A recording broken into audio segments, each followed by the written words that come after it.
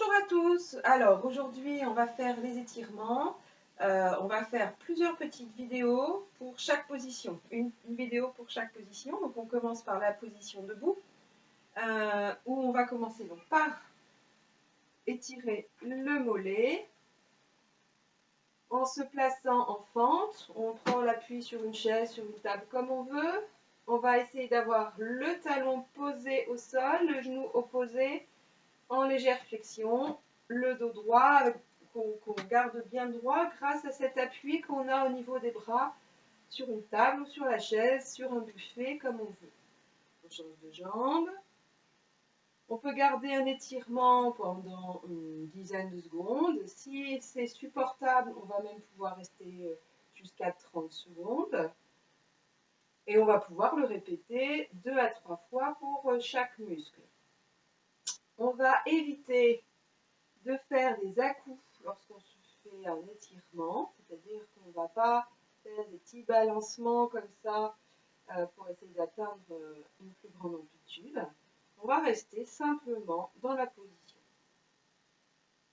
Et on peut donc ajouter, lorsqu'on fait des étirements, une expiration. Et c'est lors de l'expiration qu'on peut éventuellement chercher à augmenter l'amplitude.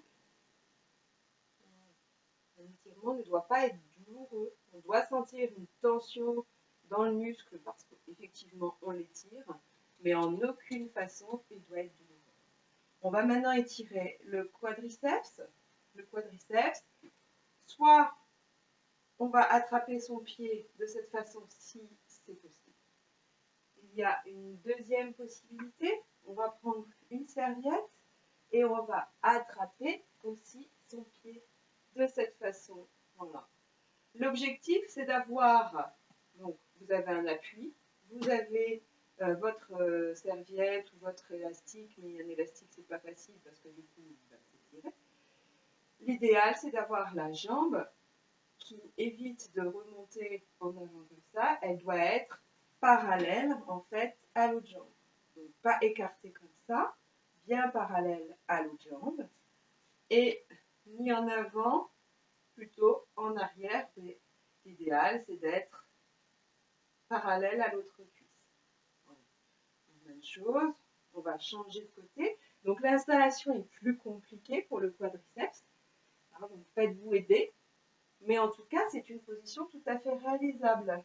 Alors, après du coup on va pouvoir avoir le segment jambier à la hauteur qui va correspondre à l'étirement du muscle. D'accord? Vous pouvez l'adapter comme vous voulez. Donc il y a ça, et puis je vous avais montré aussi dans la première vidéo une possibilité avec une chaise, un tabouret.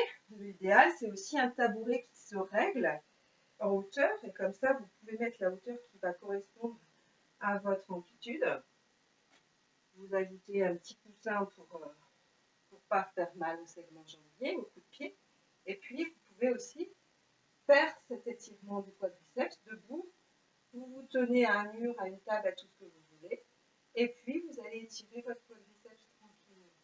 D'accord? Voilà. Donc, vous choisissez l'étirement qui va vous correspondre et puis vous faites toujours les 2 ou 3 étirements de chaque côté par muscle. On va maintenant étirer les muscles qui sont derrière la cuisse, les ischio-jambiers. Toujours pareil, debout avec une chaise. J'ai mes appuis, j'ai le mur, j'ai ma table, j'ai une autre chaise à côté de moi s'il faut. Le pied le plus relevé vers la pointe de pied possible, vers vous le plus possible. Moi, j'aime bien mettre une main dans le dos pour essayer d'avoir le dos le plus droit possible.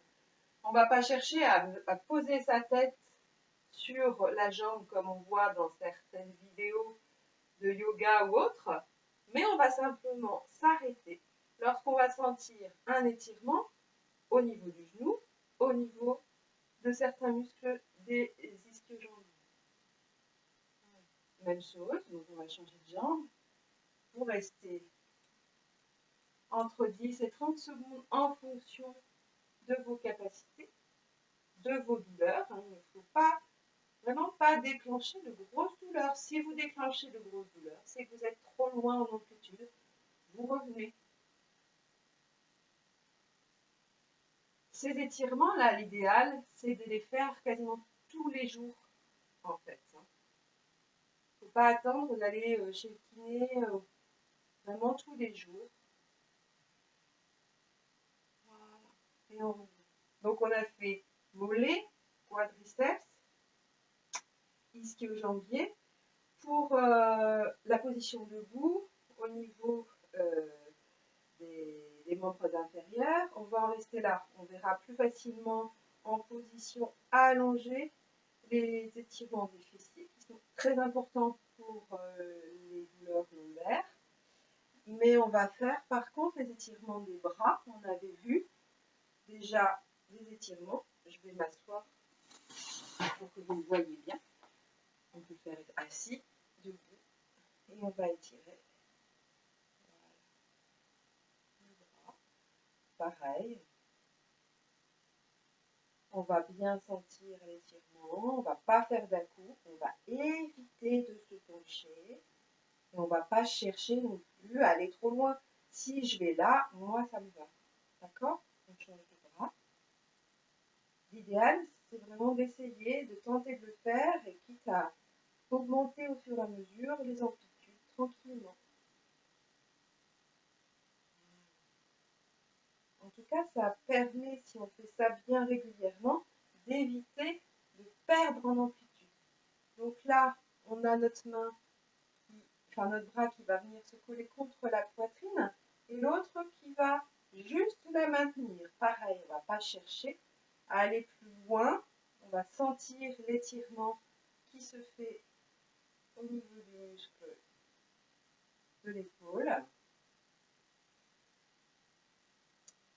On reste quelques secondes. On avait vu dans la dernière vidéo une position où on avait la main contre un buffet, contre un mur, et on va étirer tout l'intérieur du bras. Voilà, pareil, ça on l'avait déjà fait. Je la rajoute.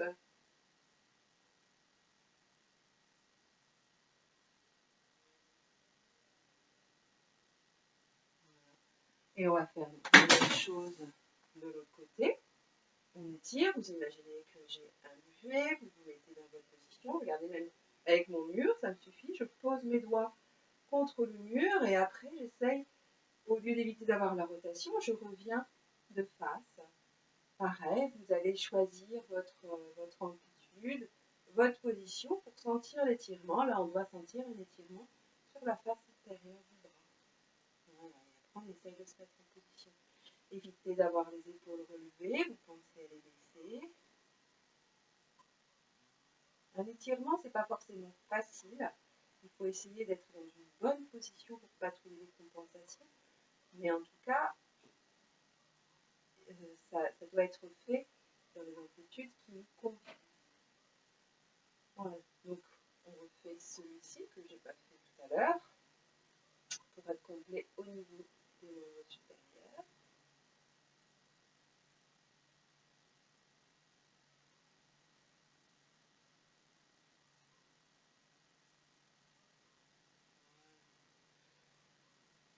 Je reviens un petit peu en position debout, j'en ai oublié deux.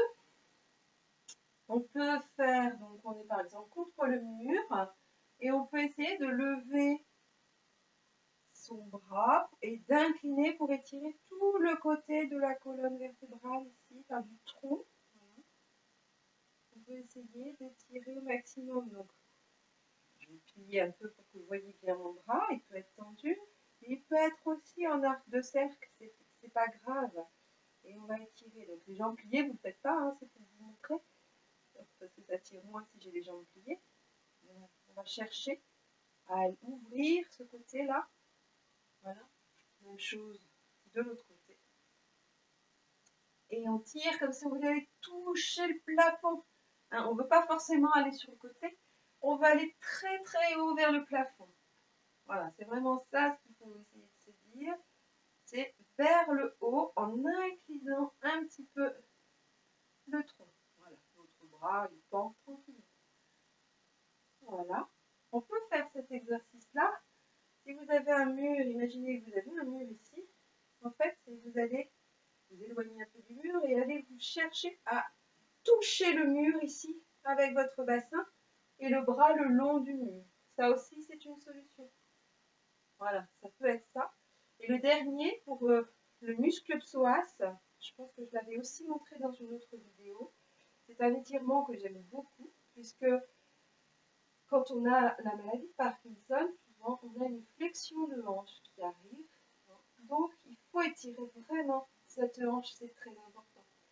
Donc on va le voir tout à l'heure sur le ventre dans l'autre vidéo, qu'on peut le faire aussi en position ventrale, mais on peut aussi le faire, vous mettez face à un mur, donc là par rapport à la caméra, je ne vais pas vous imaginer le mur juste devant moi. Je pose mes mains à la hauteur qui est possible pour moi et j'emmène ma jambe vers l'arrière. Et je maintiens, c'est-à-dire que je vais repousser le mur pour essayer au maximum de faire une cambrure au niveau lombaire et d'emmener la jambe le plus loin possible en tendant mon genou. Voilà. Ça, c'est une position qui est... On sent vraiment l'étirement du psoas quand c'est bien fait. C'est vraiment un étirement qui est facile à mettre en place et qui est très très très bien pour vous. S'il y en a un à faire, j'ai envie de dire, moi, c'est celui-ci, en fait, tous les jours.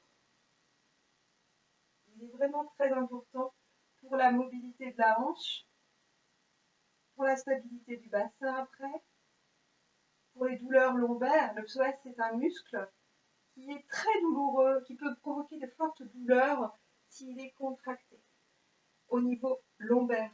Là, donc, si jamais on fait cet étirement tous les jours, il va pouvoir peut-être soulager les douleurs qu'on a au niveau du dos. Donc voilà pour les positions debout. Je pense qu'on a fait le tour de tous les muscles et je vous retrouve dans une deuxième vidéo pour faire les positions allongées.